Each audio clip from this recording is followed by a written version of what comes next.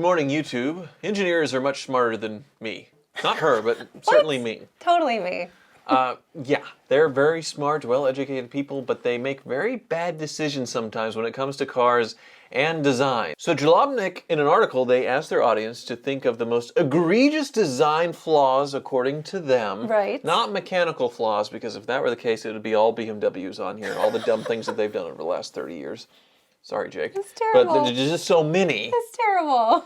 That hurts. All the This BMW is like bros. design things like dumb buttons or the way they've laid things out or the visibility or whatever. So I know we have a few of our own personal ones that we've experienced firsthand. But you want to see what the peanut gallery had to say? Yes, what did the people say? First is old BMW. Look at this. This is terrible. Is this just a BMW hater list? This is a good one because for whatever reason, BMW put the central locking, so the lock and unlock the doors, one button in the middle of the dash. But look what's right above it. If you just miss slightly. Right, hazardous. Then you're turning on your hazards instead. Yeah, that's an issue. That's a problem. I don't like any time the door locks are somewhere down the center line. I think they should all be on the door. No matter what, that's where we all look for them. And it's like a weird kind of panic when you're trying to find to unlock the door. And they're pulling on the handle. And it's right there. I get it. So I think that's the only time BMW is on this list. But one person wrote down, and they have an interesting picture with it from a movie or whatever. I'm thinking like Home Alone with the knob or something. Yeah, but a vehicle that is so hot, the touch surfaces, it burns. What car is that? I can think of like my Ferrari 456. Okay. So since it didn't have the best UV glass in 1994 and it was a metal gated shifter, if it sat out in the sun, it was hot lava. So I had the mask for, you know, the flu, the Wuhan flu. Like, you can't call it that. Jesus. Can you call it the Wuhan flu? I don't know. Whatever it is, the COVID, I had leftover masks. COVID? You're calling the Wuhan flu? I've already forgotten about it. But I used the masks. I would put it over the shifter. That's a good idea. To be able to shift gears. Yeah, I think one time I just grabbed with my shirt and kind of leaned in and did it that way to shift. So well, that's the problem with like leather vinyl seats too. If it's too hot and you're wearing shorts, it's impossible to sit down in the summer. Well, I'd never wear the shorts that you wear. But if you're wearing some Daisy Dukes, it'd be a slight problem. Wait, so you don't know that problem? No, I've never had that problem. I've heard of like your hide sticking to Naga hide or whatever, but I'm not wearing a Speedo or short shorts. I wear past the knees. I guess that makes sense. You've seen my legs. I don't, like, I almost never wear shorts on camera because my chicken legs are so atrocious. No, they're not. Just, so when I do wear shorts, it has to be past the knee. Next is the Cybertruck. Already on a list? It's already on a list. The Cybertruck, just like the whole goddamn body. It's a knife on wheels. There are so many ways this thing can hurt both pedestrians and its owners. Get hit by one of these things and you're done for sure. But if you own one, watch out. That 90-degree angle on the front will straight up scalp you when it's open. The rear of the bed will gouge a chunk out of your arm. It did that to me. Yeah. Even if you graze it while walking past, that's exactly what I did. Not to mention all the fingers and produce that Frank has already consumed, which that's the new TikTok challenge, I guess, is removing appendages with your Cybertruck. It's hungry.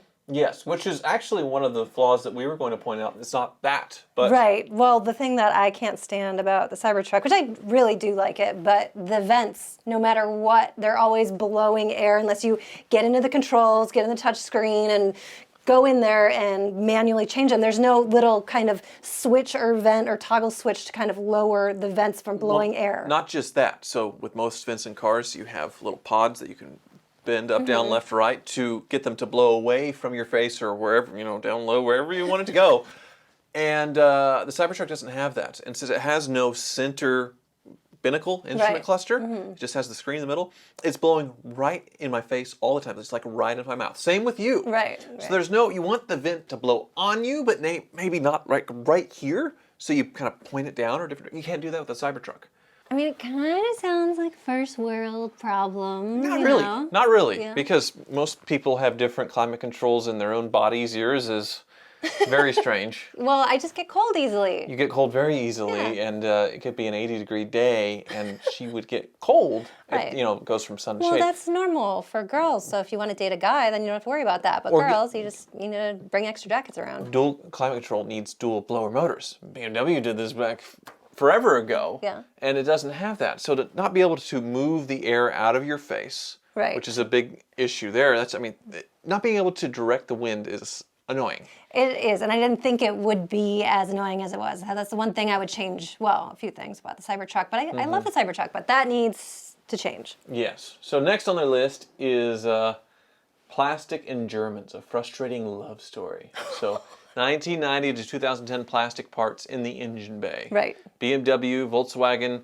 your cheap plastic stick tubes. This is more mechanical. Plastic water pump impellers. This is mechanical. Yeah. So everything. Yeah. They're going with that. I do know they break off. Do you agree with that? Yeah, oh yeah, Okay. that's really stupid. But as far as the worst things they could do, I guess BMW and their plastic cooling systems that turn to glass in a few years, that's certainly a thing. So somebody's going to planes though. Here we go. Okay.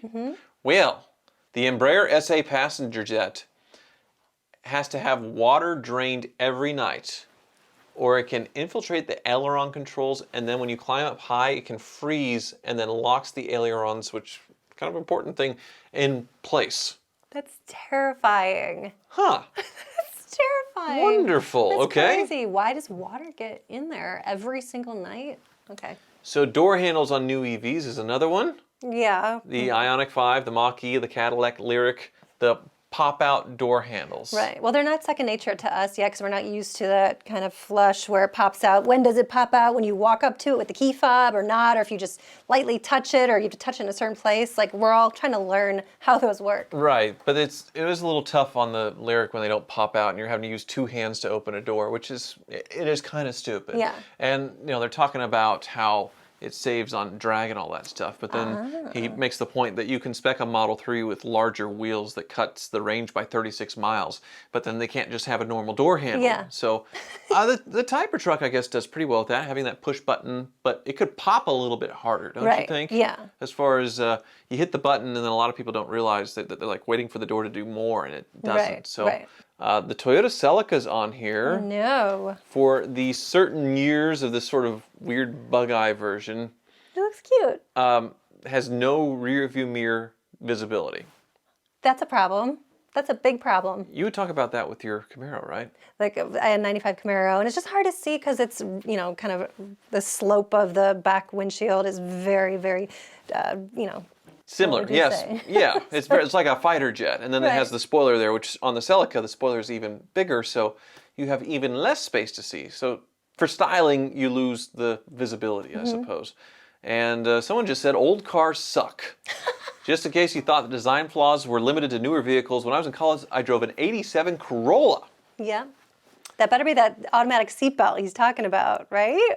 I'm paraphrasing this, but it looks like none of them could figure out how to get the key out because it had that little button that you have to push to get the key out. Yeah. Which was in a lot of Toyota products and things back in the day. Why did they do so that? they just leave the keys in the ignition and come to him and say, I can't get the Right. keys out. What is so. that, like an anti-theft type of thing? I don't know. Or maybe a way to not accidentally turn off your car? I'm not sure with all the gear shifting. Yeah. I don't know what that feature was for. Jake, any ideas? No? My Ranger's got it. It just annoys me. Right. You have to, an extra thought, a little extra push of the button to turn the key at the same time, and it is a very not intuitive thing to do. I mean, maybe there was an issue where keys would just slide out, like a hot dog down a hallway. Well, okay. And the next one is why make cars so hard? Where they put a battery where it's not accessible to change a battery. Yeah. So like in the Porsche Cayenne, I think it's the worst one because they put it under the passenger seat. You have to take out the seat to change a battery. And then the jump off points are somewhere under the hood, but that's a really annoying one. Right. On the 2013 Ford Escape, you have to remove the wiper arms and two plates underneath them just to see the battery, let alone pull it out. So that's a fun one. Yeah, that's rough. So that one's mechanical. And then, here's BMWs. BMW again on the list. So, yeah, BMWs, and this is just way too long of a thing for me to read because they're talking about turn signals, which is ridiculous because BMW owners don't use turn signals. So. Which you shouldn't laugh at that because everybody makes that joke. But, I mean, they went on for, it's like a long block paragraph that should be divided up because it's more than 4 or 5 sentences. And I need the too long didn't read version. So basically, BMW turn signals are annoying. And the DeLorean is on here. Oh no! What design flaw could the DeLorean possibly have? I heard of this. Water would drip into the throttle mechanism and the throttle would seize in cold weather. Really? Yeah. That's a problem. So it gets stuck. Really? Yes. Because a there big was really problem. nothing to stop water from just pouring into the back I think the of most annoying DeLorean. thing about the DeLorean is that you can't open the windows. It's just this little tiny window Yes. inside the You just window. open the door. Or just drive with the door open. There's your free Mm-hmm. air conditioning. And the OptiSpark V8 on the GMLT1, I guess this is more mechanical than I thought, but had to deal with that just recently with the Callaway Camaro. Yeah. So they have the water pump, and then they have the thing that controls the spark, the ignition, right below it. This starts to leak, the water pump gets onto the OptiSpark, kills it. And the OptiSpark is annoying to begin with. The Yeah. placement is just very stupid and hard to reach. And yeah, wasn't reliable. So it was a triple threat of stupidity. Yeah, that's a big problem. Now we move back to design. So the Ram 1500 with the metal badging on the armrest. Once again, Ooh. gets hot in the sun. Yeah. Let's rest on that limited badge and just brand yourself. It's so stupid. It is terrible. Metal anywhere that your skin can touch is going to be an issue. And one person noted the Tesla Model 3 doesn't have a gutter for diverting water. Okay. So it just streaks across. I think most modern cars have gotten rid Right. of sort of gutter rails Right. on the windows. Yeah, That's well, sort I of mean, fallen out of fashion. everyone kind of shaves them off when they're customizing cars because they don't want that look. But I think they're necessary sometimes. I don't think it's just the Model 3. And finally, someone just says British cars. All British cars have very stupid things, especially back 20, 30, 40 years ago. I would say uncomfortable. Like they're not as comfortable as American cars. They always made such weird decisions, and you just have to learn the quirks and Jags and any of the weird British cars. Right. Absolutely. So what's your least favorite feature that a car has had? I've said this before, but I think the most annoying feature is the start-stop feature, where the motor shuts down to save battery, and not having the ability to turn it off with one button easily. Yeah. Having to go through menus on certain things, because on the Mazda it was stupid. Automatic brights, I think, is really stupid. Right. And it's not very smart, and most people who use them are not considerate and Right. trust the car, and they blind people regularly. Yeah. But there is one on my Escalade. Wait, the Holy Grail Escalade? Mm-hmm. Your baby. So the seats are so cushy and so comfortable Yes. that the plastic that is holding on the seat switches Right. flexes with the cushion because there's just too much cushioning. And that's why you see a lot of them broken You love that on cushioning. the Escalades. Right. And I, on my driver's seat, leave mine a little bit loose so that it doesn't crack and break. But regularly, I have to go turn that screw back in. Yeah. But I have to give it a little bit of flex Right. because the seats are just so cushy and so comfortable that they sort of cush into that hard plastic. Right. So they're too comfortable. Exactly. That it damages the car. Fatal flaw of the 2005 Cadillac Escalade. Poor Escalade. Yes. Thank you so much for watching.